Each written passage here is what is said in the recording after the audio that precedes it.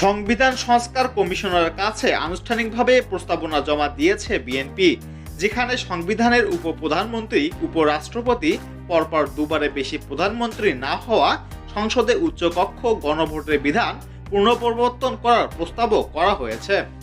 Commission প্রধান অধ্যাপক আলী রিয়াজের হাতে লিখিত প্রস্তাব তুলে দেন বিএনপির স্থায়ী কমিটির সদস্য সালাউদ্দিন আহমেদ। এ সময় সালাউদ্দিন আহমেদ সাংবাদিকদের বলেন, সংস্কার প্রস্তাবে ব্যালেন্স অফ পাওয়ারের কথা বলা হয়েছে। সংস্কার কমিশন সুপারিশ চূড়ান্ত করে সরকারকে দেবে, তারপর নির্বাচিত সরকার এসে এসব সংশোধন করবে। অন্তর্বর্তীকালীন সরকার এখন পর্যন্ত রাষ্ট্র সংস্কারে মোট 10টি কমিশন গঠন হলেও এই মুহূর্তে সবচেয়ে বেশি গুরুত্ব পাচ্ছে সংবিধান ও নির্বাচনী সংস্কারের বিষয়গুলো।